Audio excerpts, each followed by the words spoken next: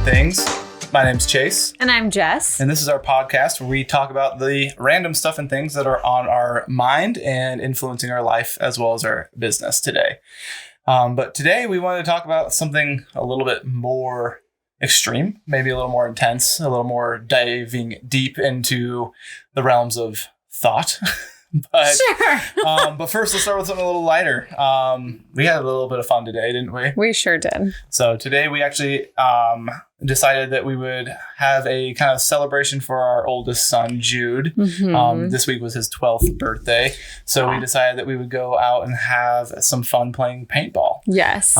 Which is something that I did a lot as a kid, but that you guys haven't really done. We went once. Yes, we've gone once and it was super fun. Yeah. It was a lot of fun. And we did that for my birthday this year. Just a couple weeks ago. I guess about a month ago. Mm-hmm. But we decided that we would go again today and take our kids again. That we got coupons. We did. We are suckers for coupons. Coupons. So we enjoy a good coupon, and it definitely helps us be able to go out and do these fun things. But yeah, we went out today and had a lot more fun this time around because there were a ton of people. It was super fun. We play the low impact paintball because one, we're old, and two, we have small children. Yes. So it was a lot of fun to do that, but we linked up with a couple other families this time around that also were playing low impact. Yeah. And so we got to play with them, which was a good time. It was super fun. The very first time we went, it was just us for most of the time. Mm-hmm. And I mean, playing your kids is fun.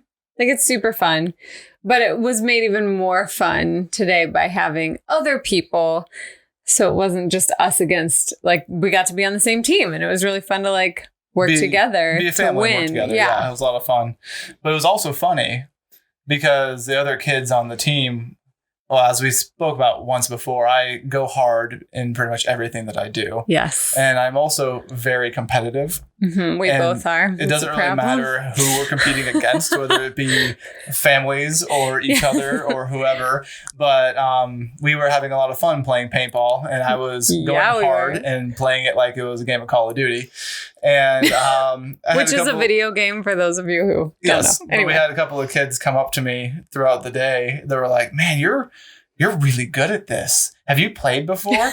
And I didn't have the heart to tell them that I used to play pretty heavily when I was a kid. Yeah. Through high school, I played a lot of paintball with my friends. We'd play out in the woods out in Colorado, or we even had the big inflatable structures that we would have to play the more competitive, they call it speedball. Mm-hmm. And it was a lot of fun, but I definitely got my game on when I was a kid. And then on top of that, I also have lots of real world training from police officer to being, weapons and tactics and things like that definitely translate over into paintball games. But I didn't have the heart to tell them all of that. So it was just a simple, we played a couple times last month, which was fun. But then it also put a big target on my back. So all these kids, they wanted to take you down. They did. They all wanted to just come after me, regardless of what else was happening. Yeah. And they all got a big kick out of when they would shoot me in the face. So it was a good time. It was. You got pegged in the neck once. Got in the neck. Got hit in the face a lot. It was a good time. But overall, our kids had a blast. We had a blast. And it's definitely something we'll be doing again in the future. Well, and I'm the opposite.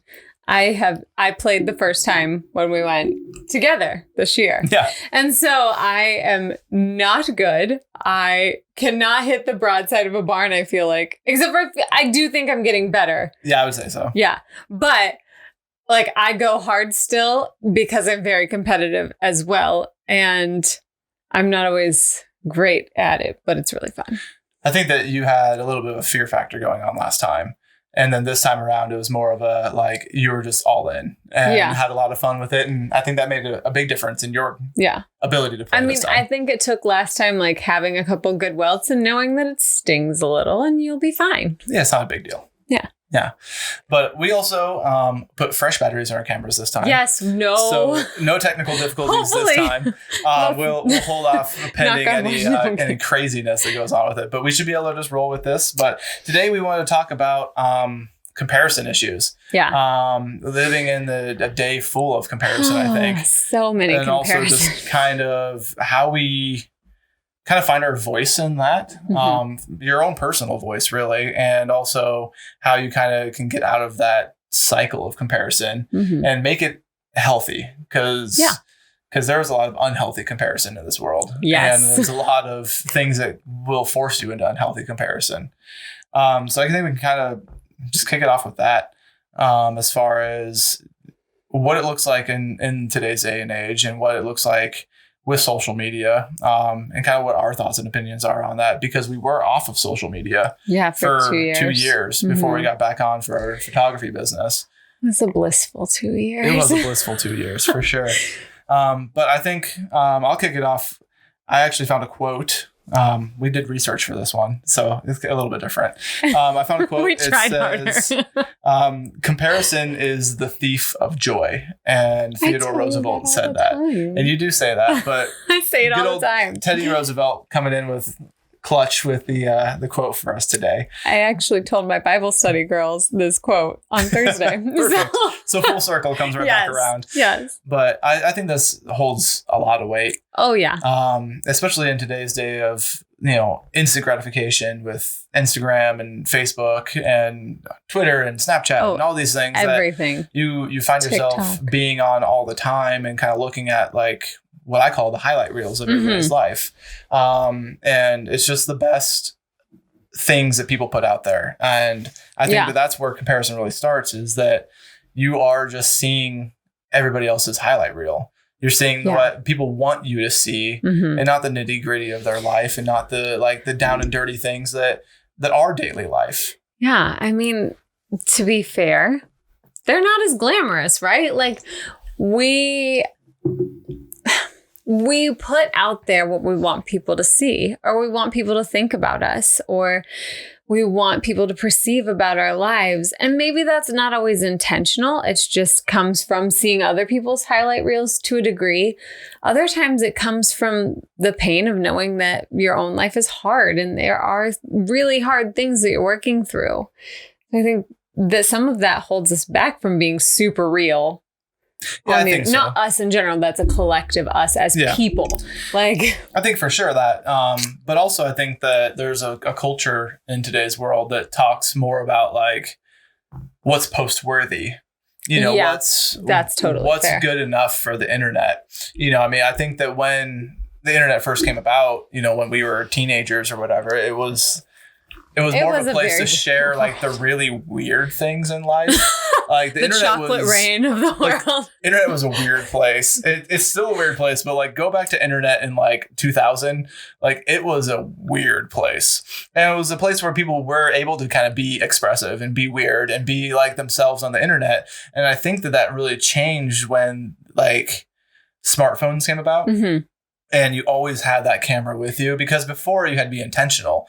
Like you had to get hold up your computer and get that perfect. Exactly. You had to set things up. You had to really be intentional about what you were putting on the internet. You were making movies almost. And nowadays it's really easy to just pull out your phone and take a picture real fast. Yeah. But now I feel like that's kind of what Instagram wanted to be, and what Facebook wanted to be was a place for people to just share their lives, and to share the moments that they have, and to be more instantaneous and all that. But I think that now you've got these people who are professionals or professional photographers, or have made a business out of Instagram. Or Instagram influencers are that's a huge portion of Instagram. Yeah. People are literally paid to do this for their job. Yeah. And I think that they then have professional gear, and they are intentional about how they put things out there. And because of that, they then have like this amazing feed, right? Or an amazing grid on Instagram. And it makes it hard to be like, well, shoot, like I don't fit into that. Yeah. And absolutely. so, but you're seeing the thing that they took, like you had said in a previous episode, about the thousands of pictures or the hundreds of pictures that they took, or the seeing the 10 or 20 takes that they had on that video, or all that stuff. And you don't see all those. You don't see all the work that goes in. You see the product. No, you don't see the like, oh, my eyes are closed in that one, or I was making a stupid face, or, my face does not look good, or that made me look bigger than I normally am. Or you don't see any of those because they don't post them. They don't post them. Yeah. So then it makes you feel like, oh, I am the least photogenic person in the world. If you're taking your own pictures, or if you're taking them, you're like, oh my gosh. And it gets hard, right? Like, yeah. It gets into this place where you start to really like self-deprecate. Yes. And you start to get to a point where you're like, man, I just don't stack up. Yeah. Like, I'm not good enough to do any of this stuff, or my life isn't exciting enough. And we joke all the time about like doing silly things or making moments like more exciting. We're like, do it for the gram. And, we usually say that in regards to seeing other people try to take pictures or whatever. And you can tell like they're trying to get that one shot. They're posing perfectly. Yes. Or they're. I don't know how to pose. Like, I admire that because I legitimately don't know how to pose my own body. Yeah. I can look at somebody else and tell them what to do for our business, but I don't know how to pose for pictures. I'm terrible. So it's more of an admiration for sure. But yes. But it's also funny because like nowadays you can see people out and about and you can see what is important to them.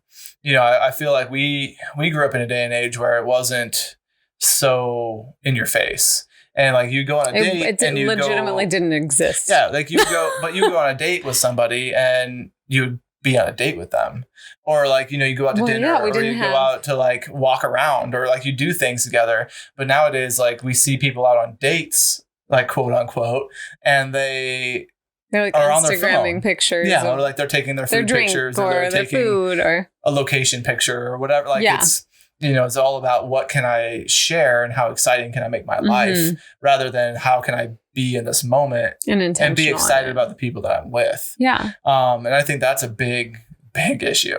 Well, I say to you all the time, like, I am so thankful that I did not grow up with any of that. Yeah. I didn't grow up with if I wanted to go on the internet, it was, one in like high school, and I had to go log in, and it made this crazy noise for 20 years. And you can all hear it out there. If you the dial-up noise. Yes.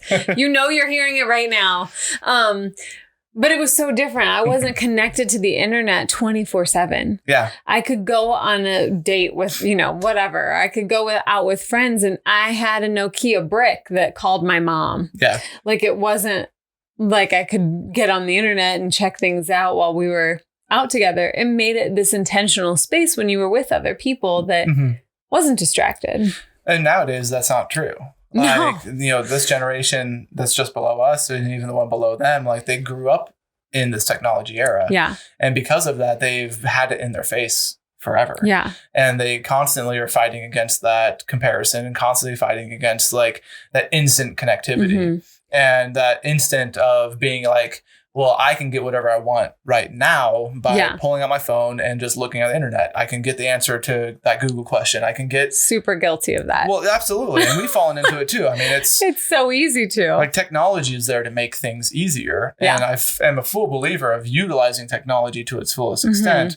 But I feel that there is a point, though, that disconnecting is important.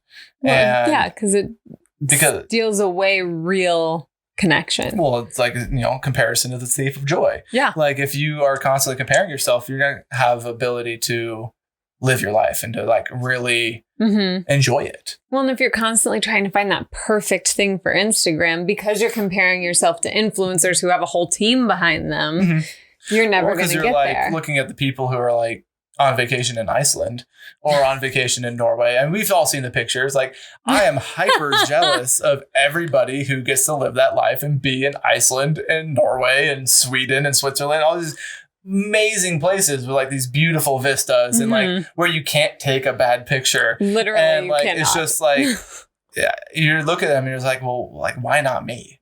Yeah. Like, why can't I be there? Why can't I be the one who's, underneath the waterfall in Iceland, or like touring the Golden Circle there? Or like, why can't I go see the Northern Lights? Like, I live in Ohio. Like, my life is so boring. Like, did you almost say your wife is so boring? No, I didn't say that at all. You're very excited. But I think that it's hard to fall into that trap. It really is. Of being like, well, they have such a fantastic life. Like, no wonder they have so many followers. No wonder they have so many likes on their pictures. And you fall in that like culture of like posting things to get interest. Well, and I know you have shared, like, we live in Ohio. there's only so many things you can take pictures of that are beautiful. Yeah. Like, you can only take so many barn pictures. You can only take so many field pictures. But I did see a YouTube video the other day. It was by a guy, Dunna Did It. And he was talking about that exact thing. Like, he lives in an unassumingly unexciting, like, place in Canada. Mm-hmm. And he was talking about, like, with COVID, he hasn't been able to travel much and hasn't been able to go to these places like Banff, in British Columbia and go and see all these great places. But he's talking about like how lots of people might find beauty in the like plains of Canada, or, trying to find that location or that place that is special to you. That's also like exciting and trying to make the things around you exciting and taking like joy in finding those things and taking joy in looking at what you have currently and expressing that in an artistic way and being able to make that special. Yeah. And I think that is something that a lot of us miss out on. It is. And, I think sometimes we need to see it through the eyes of someone who hasn't. Like last night we had the privilege of doing an engagement shoot, and they were fantastic, but they had never been to the location that we took them. And it's such a fun place. Yeah. It's steeped in history. It's just so cool. And there's such beautiful like rock walls and nature, and there's paths that are beautiful, and there's like a river running through this whole place. It's gorgeous.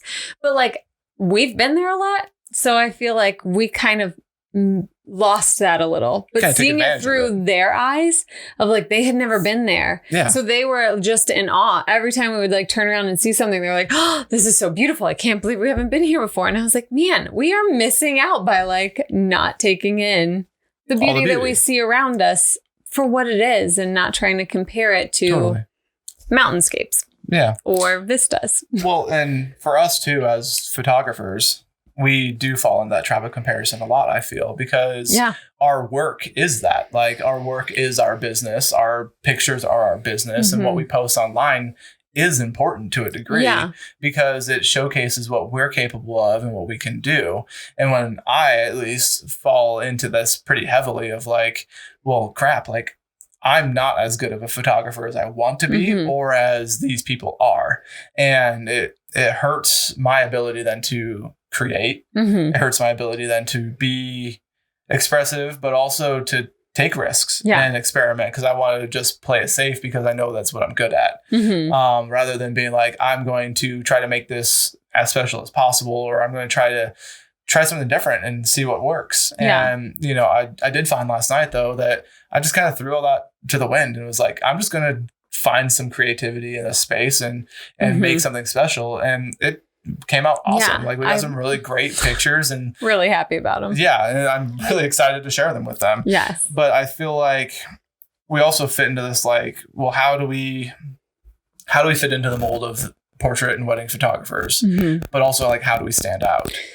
Like, how do we make it so that we aren't being too crazy to where we're not going to get clients? Obviously. And that's the fitting in portion. But like, how do we make it so that we are still different enough that we're not just being in the mold of everybody else? Totally. And I think that there's so many aspects of that as a photographer. I mean, there's your composition, there's your location, obviously plays a part in it because it's a part of the picture, but then there's also your editing style, and that can really be hard too, because then you're looking at every single layer of that, and you're looking at other people's photos and like, well, we even found ourselves doing it, just the other day, that we were looking at some other photos and we're like, well, how did they achieve that look? Like, what did they do differently than what we're doing? And should we be doing that? Yeah. And it's really, you don't want to do that in a place where you're not being true to yourself anymore.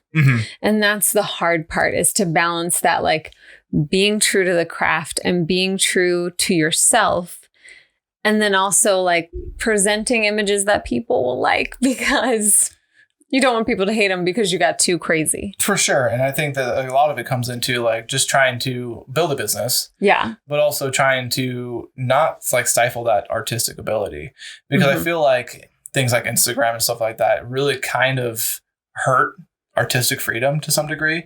Oh, totally agreed. You see these trends that pop up and you're like, oh, well, this is going to be dark and moody, or now it's light and airy, or now it's this, or like it just keeps moving through all these things. And if you get trapped in that, then you're going to find yourself always battling that. Yeah. And so for us, at least, what we've decided now is to look at Instagram as a place to seek inspiration and to look at it as like, well, yes, there are fantastic photographers in the world, like we've touched on before, and not to discredit what they're doing by any means, but I'm not going to copy it. I'm not going to let them dictate my workflow and not let them dictate how I feel about my work, but rather seeking that inspiration of like, well, that's a really awesome like way to pose that, or that was a really good way to direct that client. Like maybe we can incorporate that into our repertoire and make it so that we can grow as photographers and grow in our business, but also stay true to who we are. Yeah. You know, staying with what our guidelines are of being authentic to what we have and authentic to the feelings and emotions,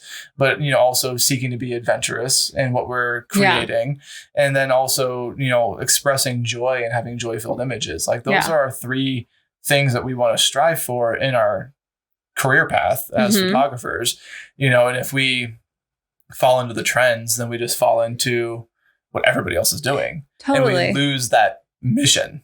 I mean, and sometimes I'm going to get a little musical here on you. Like I think about other artists, whether it be painters or musicians. And like, if, you know, Led Zeppelin, because they're amazing, if they did everything, but then they were looking back and they were like, oh, we should be more like the Beatles. Like, you know what I mean? Like if they were, I know it's a bad comparison, but still, I'm just saying like if musical artists were looking at other people for their inspiration and for what they should do, that's how you get crappy bands. Yeah. Like that's how you get people who lose their voice and they have maybe one hit and they aren't timeless. But it's also how you get into the place of like, everything sounds the same. Yes. Or everything looks the same and then nothing is different and nothing is unique. Yeah. And then people start being like, oh, well, I can do that. Like I can write better music, or I can take better pictures, or I can paint pictures better, or I can cook better. I can do whatever. Like, and you fall into that like idea of, well, this is just boring. And I would hate for us to fall into that place where we find that photography is boring. I don't think we will. No, I don't think so either. But so I think that what we have aimed to do then, like I said, is just gathering inspiration rather than comparing ourselves, but also sticking with what we love and what makes us unique, leaning into what makes us different, as Eric Floberg says. And, but then also aiming to have that more timeless look, because that's what we really want and love, is to not follow the trends and to not follow the cliches, but to really step into like, what are you going to love in 20 years? Like, is this image going to stand the test of time? Is this going to make these people feel these emotions and bring them back to this time now? And also in 20 years, 30 years, is it going to make their grandkids be like, wow, look how cute grandma and grandpa are in their wedding pictures? Like aiming for that timeless era. Yeah. But I think that that's going to be a good place for us to take a break. Yeah. Talking just about comparison wise. But when we come back from the break, we will talk about how we are trying to fight against comparison culture. Yes. And also about how we can get into more healthy comparison, if that makes any sense. We'll get there. So we'll be right back.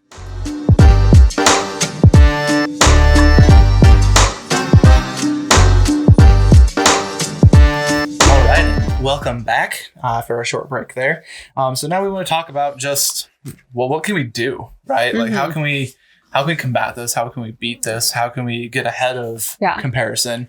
And, you know, what can we do to try to help people in this space just to kind of, I guess, grow in this? Yeah. And I would say for these things that we're going to talk about, this is whether you compare yourself on a daily basis. I know as women, we tend to compare a lot. It's kind of the society that we're thrust into. We're told that this is the ideal beauty. And then if you don't fit that, you're not good enough. And so I think that that's a huge struggle for a lot of women. And whether it be that you're comparing yourself about how you look, you're comparing how you mother, how you are a wife, how you keep a home. There's so many levels of guilt and comparison that women take on. And so I think that whether that's your thing, whether it's within your craft, whether that's at your regular job, maybe you feel like, oh, I'm not as good of a teacher as this other teacher, or I'm not as good of a salesperson, or whatever it may be, or maybe it's your art form, maybe you're feeling like you struggle as a florist or whatever that may be. These are things that are good in general and helpful in general, totally. No matter what you're looking at or facing. And I think that's the biggest thing too, is just that this can be just life advice in general. Yes. Because life advice. I know that, you've definitely struggled with comparison. I don't know what you're talking about. I'm just kidding. Just all the time. Yeah. With, who you are, just feeling like you're not stacking up to societal norms or societal standards and, standards of beauty, standards of parenting, standards of being a wife. Sure. Like there's so many pressures in today's society that I feel like it's hard to feel like you're succeeding on all fronts. Yeah. And that's okay.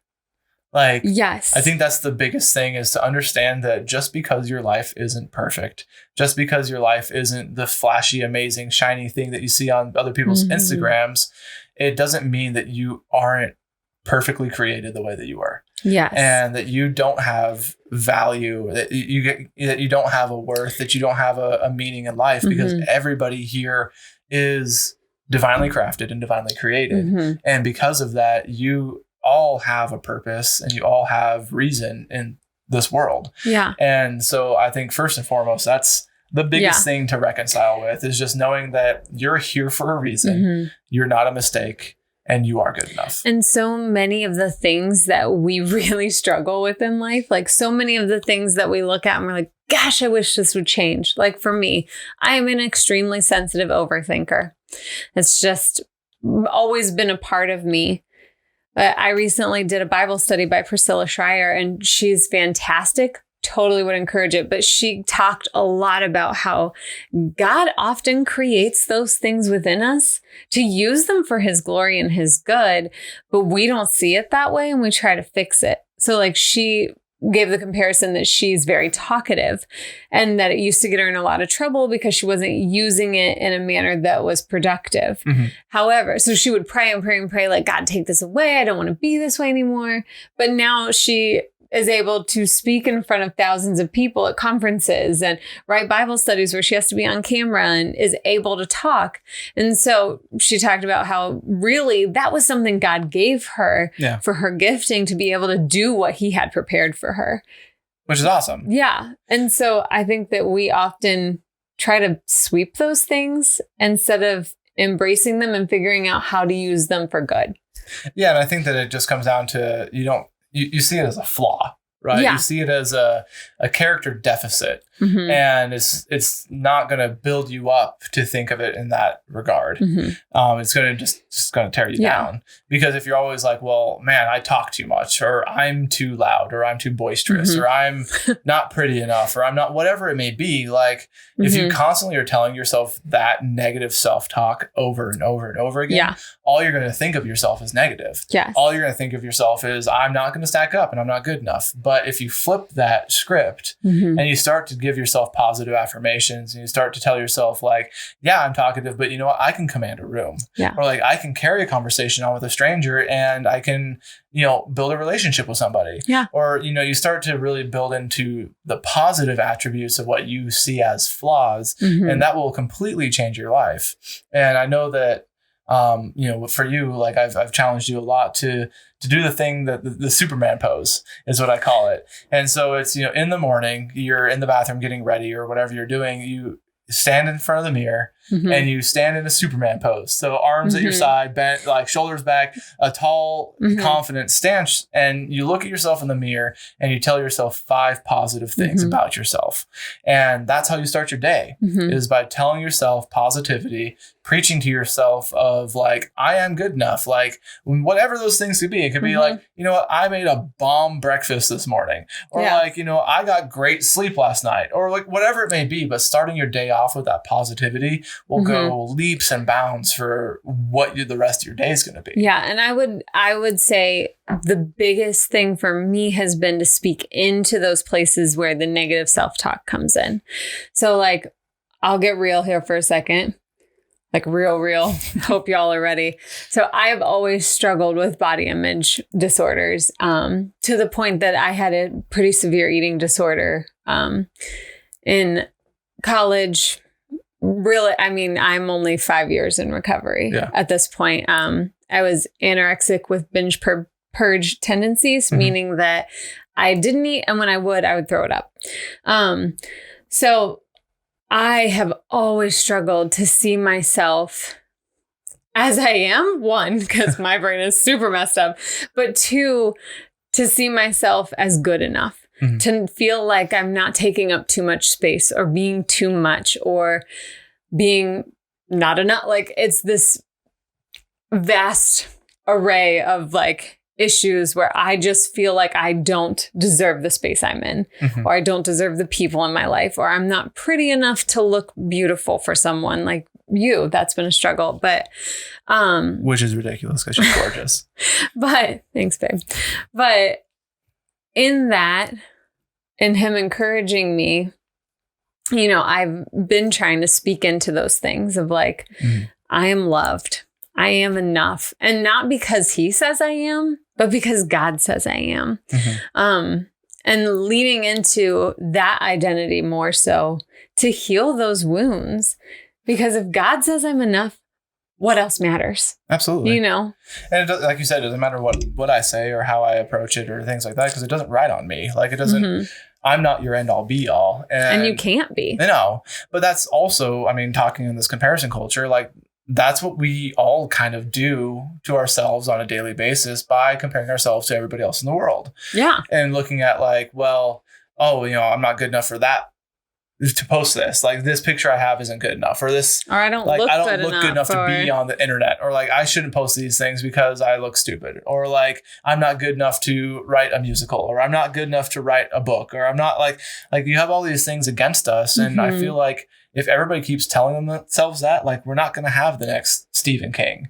We're not going to have the next Led Zeppelin. We're not going to have the next, like, Lin-Manuel Miranda. Yeah. Like, we're not going to have all these people that if they just took a chance, like, you're going to move forward and you're going to create something amazing. It's like I told you today, like, if this is your dream, if something's your dream, you go after it and you go after it hard, because if you don't, then at the end of your days, you're going to be left with that regret of not even trying, of letting fear hold you back. And I'm not advocating by any means that you allow your dreams to overtake your family, because that's never healthy either, because nobody wants to be alone on their deathbed. But I'm just saying, if this is your dream and your family supports you in it, then go for it. Yeah. Like, it's important. Go for it. Yeah. But also, I mean, so talking a little bit more into like avoiding it, I think the easiest way to avoid comparison culture in today's day and age is just to log off and disconnect. I've been seeing a big trend online of just these things called media-free weekends, where families will make the commitment to completely disconnect from social media, telephones, TV, all media for a whole weekend, and just kind of root themselves in what's important. And I think that that's a big thing, is taking those breaks, taking those hiatuses. You know, like we said, we took a break for 2 years, and it was amazing. Those 2 years were great. And it gave us clarity to be able to come back and be like, okay, we're not falling into those traps again. Yeah. We did. Oh, totally. Bit. But I think that we're better equipped now. Because we're human. Yeah. I think we're better equipped now. But also being able to just take that time to just enjoy your family. And not doing things that are going to be like, oh, I'm going to do this because it's going to be Instagram worthy. Or like, I'm not going to be like, oh, this is a great moment, I'm going to tell everybody about it. Like, but just enjoying that moment. Like we talked today, like we had thought about making a vlog and doing a whole video about today, and, you know, doing some like GoPro footage and like footage. Sorry, I say footage wrong. But, you know, having like a big production out of this day. But then we, you know, decided like, no, like, let's focus on our family. Like, let's go and just have fun with our kids and enjoy this time and build real memories, and not necessarily build, you know, internet memories. Yes. You know, not have the time hop pop up next year and be like, oh yeah, it was fun. But like, just really be able to like be present with our kids. And so that comes into, for us, I think, just creating what makes you happy. And thinking of social media differently. Not thinking of it as like, I need to put my best and my best out there, but thinking of it as like maybe creating a little bit of a time log of your life, of more of a documentary of what you have and what you're doing, and doing it for you and not doing it for everybody else. Yeah. Yeah, I think that takes a huge part away, because you're not doing it for the likes. You're not doing it for the attention. You're doing it so that you can look back and say, wow, we had this amazing life. Like, together. Look at all these pictures I have compiled in one spot. It's kind of like nowadays, like album. My mom got really into scrapbooking back in the day, and like, yeah, she did. She had those scrapbooks out. Yes, we do. I mean, they're beautiful. She did a great job, but yeah, so we have these like scrapbook albums. I feel like that's basically the Instagram for us parents nowadays. Yeah, evidently totally. We're a bit lazier. It's a digital photo book. Yeah. And it's a way for you to look back and be like, yeah, I remember that time in 2010 when we did this thing. Like, that's really cool. But going back to our research that I did. Oh, yes. Research. We can talk about just comparison and what's healthy comparison, what's unhealthy comparison. Yes. So what we are all talking about now, what we're doing now in Instagram and comparing ourselves to people's highlight reels, was called social comparison. And social comparison is comparing yourself to the achievements of others and then not feeling like you stack up. And that's what creates that unhealthy comparison in your life, and that unhealthy feeling of like uneasiness of like, I'm not going to be able to ever be enough. Yeah. But what is the healthy comparison is what's called temporal comparison. Okay. And temporal comparison is comparing where you've been in the past to where you are now, and the growth that you've achieved in that time. So like, but also where you're going in the future. Okay, so like comparing you to you. Yes. Like not you to other people. Yes. But like being your best self. Yeah, exactly. So like for us, like looking at when we first got married to where we are now, being like, okay, well, look what we've achieved so far. Like, we've bought a house. We've, had cars that we've paid off. We've had kids that are amazing. Like, and seeing the growth in our marriage and the strength that we have in that, and seeing those as big achievements, and being able to compare your life to your own life.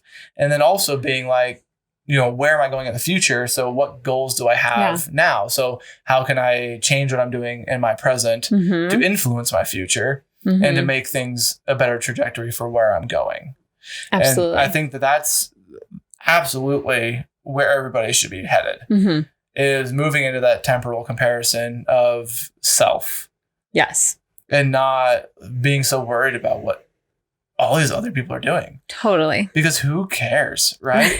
Like, in all honesty, like for me, like, yes, I said, I do get envious and jealous of people traveling the world, but like, I don't know them. No. Like, I don't know them from Adam. And so why am I letting them influence the way you feel about yourself? Exactly. Yeah. And make me feel like I'm not good enough to be a photographer, or I'm not good enough to be a father, or I'm not a good enough husband, or I'm not, good enough at filmmaking, or whatever it may be. Yeah, like, absolutely. Why am I allowing people that have literally no like influence on my life influence my life? Well, and I think that's because we are such a globalized culture now. We have this like comparison it's always been there, right? Absolutely. I mean, we can go all the way back in the beginnings of history and see comparison happening.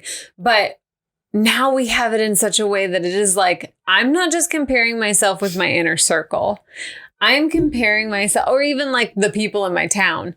I'm comparing myself with literally everyone I can see on the internet, which is like almost the whole world. It's crazy. And that is heavy. It is. Like, you cannot carry that. You can't overcome that. No. Like, there's always going to be people better than you. Absolutely. Like you will never be the best at anything in your life. Never. And that's okay. Absolutely. Like, it is perfectly acceptable to have something to strive for then, and have something to be like, I'm going to be better. But there's always going to be someone who's better than you, faster than you, smarter than you, more talented than you in every aspect and every facet of life. And if you let yourself beat yourself up because someone is better than you, then you're going to be in this self-deprecating cycle that's never going to get better. Yeah. And so it's choosing to not buy in. A lot of comparison culture, I mean, it comes down to choosing for yourself to not allow those people to have weight in your life. Yeah, what was that movie we just watched? The Social Dilemma? Yes. So good. Highly recommend watching It's that. on Netflix. It's on Netflix. It's a great documentary that just talks about exactly what we're talking about now, about how social media has gripped our lives, have put a stranglehold on our abilities to be happy, and has really influenced the way that we look at ourselves and look at each other and look at life in general. And it is rather eye-opening to see the behind the scenes of social media networks and what they're really after, which is us as a product. And yes, it's kind of terrifying. It is terrifying, but feel free to watch it. It's a great documentary. They do a really fun job with it. It's like story driven, but also very informative. So so it's like you see the like statistics, you hear people who know the statistics, know the information, talk about it, and then they have almost like a little narrative story. Yeah. But anyways, it's so true though that we get in these places where we just can't get out of that cycle. And it influences everything that we think. And it's so hard to break that cycle. So just to recap, we disconnect, log off, have media-free weekends, have media-free month, have a media-free year. Do whatever it takes for you to be able to disconnect and reroute your thinking to be able to be healthy. Yes. One thing I read a long time ago was talking about camping. And how so good. We get into this place nowadays with the blue light that comes off of our phones, with all the computers that we have, that we don't sleep right, and we don't have the right rhythms in our brains to be able to function properly. And that going out and going camping and disconnecting from the world, even if it's just one night, will dramatically improve your rhythmic clock in your body, and it will kind of reset you to the way that it was intended. And that disconnection is so amazing. I mean, we went camping last October and we went for 2 nights. It was awesome. And it was just so much fun because you don't have phone service. No. We didn't even have a way to charge our phones. I think they died the first day, but it was I don't know. It was in the car the whole time. It was so great to just be able to just enjoy each other, to enjoy our family, to go on hikes and just enjoy God's creation and just to love each other. And it was so much fun to just disconnect from the world. And I felt like coming back from that, was great. Yeah. And so I think that's a big thing. And that was before we were even on social media. Yeah, absolutely. So just disconnecting from just the really need to feel connected. Yeah. And then also, point 2, creating what makes you happy and seeing social media as a way to document your life rather than a way to compare your life. Yeah. Yeah, I would say a couple things on the more personal side of that. We talked about the Superman pose. Another really helpful thing is gratitude journaling. I was really good at it. I was in the habit of it for quite a long time, me too. 2 years almost. And then I have not been as great at it in recent years. Recent times. Yeah. But really, it's just whether it's 3 things, whether it's 5 things, it is setting yourself up with a heart of gratitude from the second you wake up. So it's getting out your journal before you do anything else, before you go make that cup of coffee. I know it sounds crazy, but bear with me. And it's saying 3 things, no matter how small they are. Find 3 things you are thankful for. And that changes how you think about your life. It changes how you compare yourself, because then you're looking at what you have and being grateful and not looking at what other people have and being covetous. It just sets the tone for your day. Absolutely. Because positivity breeds positivity. Absolutely. And so that's a huge one. The other thing that I really have been thinking about lately is, if God created us to be who we are, exactly who we are, if we truly believe that we were selected for this moment in time, right? There's never been another me. So I was put on this earth at this time for this purpose. Yeah. And if I degrade that by being by comparing myself to someone else who I'm not, God never intended me to be that person. God didn't make me to be you. No. So that'd be weird. That would be weird. But I'm just saying that, like, why would we ever look at ourselves and say we're not who we should be, or we need to change ourselves to be better? I mean, obviously self-improvement is a good thing. I'm saying, like, changing ourselves so much so that it's like unrecognizably. Or changing ourselves to be someone else. Exactly. Yeah. It's that falling into imposter syndrome. Yeah. Right? Like, well, I'm not doing the right thing, so I need to do what everyone else is doing. Yes. Like, I'm not good enough on my own, so therefore I need to fall into what everybody else is looking like, is creating, is doing, like whatever it is that they're doing, I need to do that too. I mean, and really just trying to stack up to what everybody else does. Yeah. And we're even to the point, I mean, I read an article a couple months ago about how we are to the point where women are going to their doctors to get plastic surgery to look like their own filtered selfies. Like, that's so crazy. Like, we have come to a place where we can't even be accepting of who we are anymore without it looking shiny enough. Yeah. And that's really sad because we are really spectacular. Absolutely. So I think also the biggest takeaway is temporal comparison. Mm-hmm. Compare you to you, compare you to where you were, and see where you've grown. Yeah. Because we've all grown. It doesn't matter if you have just been able to sleep a little bit better. It doesn't matter if you were just a little less angry today. Mm-hmm. Like, whatever it is, you have grown, you have changed, you have been better. Mm-hmm. And being able to move forward in that, I think, is huge. Mm-hmm. And being able to just make sure that you're on the right trajectory, right? Yeah. So, I mean, I want to challenge everybody to post the messy, to post the non-glamorous, we to promise post the we real will life, too.